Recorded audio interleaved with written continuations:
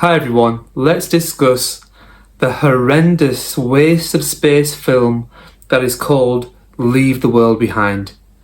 It is an absolutely horrendous film. Proper bad. And I'd say getting straight into it, by the way, spoiler alert, okay? Spoiler alert guys, and we're talking about things in the film, etc. But just trust me, don't watch it. Now, I know what you're thinking. You're thinking what I thought. It's got a good cast. Julia Roberts, Ethan Hawke, Mahershala Ali, Kevin Bacon. It's got a good cast. Sure, it's going to be a good film. That's a good cast. Decent lineup. Yeah? But I'm telling you, it is horrendous. And part of the reason why it's so horrendous is because it could have been really good. Okay, great cast, really good directing, that directing you want from a proper thriller, like bordering on horror vibes, that directing which seems detached from reality, like surreal, like spooky, yeah, like the directing which is found in The Killing of a Sacred Deer, the film with Colin Farrell in it, and Barry Keoghan and Nicole Kidman. Forgot she was in that. In fact, Raffi Cassidy's in there, and I think she's famous. Alicia Silverstone's in that film as well, and that's Killing of a Sacred Deer. Different film, however, great thriller, great directing. The directing in that film is spooky, it's eerie, right?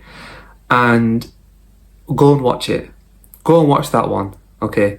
So, Leave the World Behind had a hint of that directing. You know, where it follows the character and does some weird things and goes around the house and all that kind of stuff, yeah? Those hints alluded to this being a really good thriller. A good whodunit, a really good vibe in there, creepy, spooky, scary. And so you go into this thinking, great cast, oh wow, wait, great directing, this could be really good. And so you give it the attention.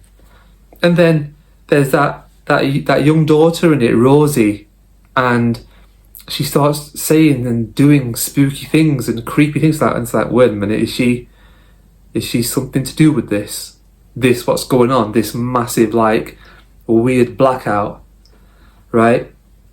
And then of course they pin things on Mahershala Ali's family. GH is his character name. So they're pinning things on him and his daughter, yeah? And it's like, okay, wait a minute, maybe they got something to do with this. And they're talking about his client. Turns out his client is probably just some kind of a weird Illuminati guy or something. He's right up there, so he's on the inside of this and he'll be safe. He wished good luck to GH because something's coming, if you know what I mean. So basically, the idea of this film was that America's got a lot of enemies, and so they've teamed up and they're basically taking out the entire country like a divide and conquer thing. So blocking off as many areas as you can into smaller areas so that people can't use the highway and stuff. It's all blocked off. Take away their electricity, take away their communication. It's like, what?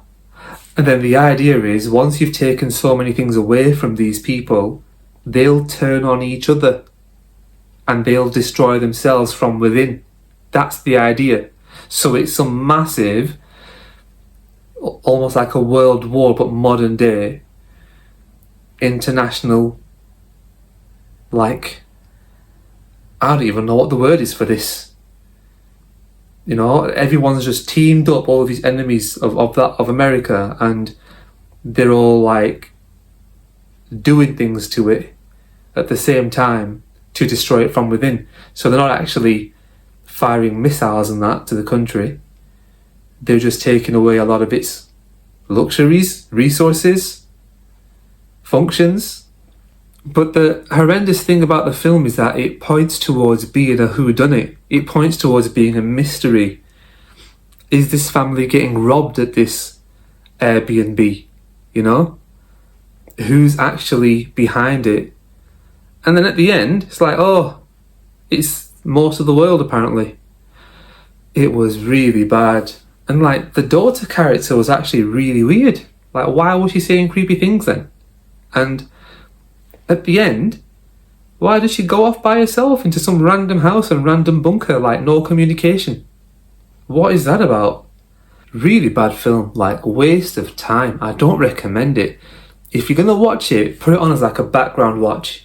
Like you're doing something else, something where you don't have to actually pay attention to it. Maybe in that situation, put it on for the cast. Kevin Bacon is in it for like 10 minutes. Kevin Bacon is in that film for like 10 minutes. And then there's Julia Roberts. And yeah, decent performance, but I wouldn't say it's the best performance of her life. Like, she's very forgettable in it, in my opinion. And she's like main character. Ethan Hawke as well. Weird. Like, very basic, docile husband. Like, brain is switched off. Weird, you know. In that sense, I think he was kind of written for that. Written for like somebody who's very docile. It's not very smart at all, and yeah, basic. Don't waste your time. Don't watch it. I honestly sat through the entire thing, even though it was getting towards the end, and I was like, this is not getting any better. And I watched it all the way through to the end, and mate, when that Friends DVD went into that DVD player and it started, and then the film finished with the Friends theme music, I was like devastated. I was like, what is going on? This is it. That's it. That's the end of the film. Ridiculous. Like, give us some kind of a payoff. Like, I don't know. Maybe one family attacks the other family or something. Or they all get into that bunker and they're all living like a nice happy life. They're all like locked in and settled and chilling because that bunker had everything. But no, guys, horrendous film. Do not watch. If I was to give that out of 10, I'm giving it like a 2.5.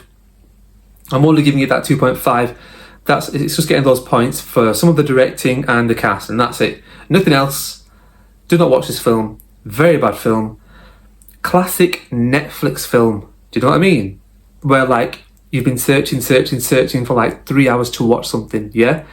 Oh, something decent's on this time. I don't have to search. There's something decent. Let's go straight to it. Let's put it on. Rubbish.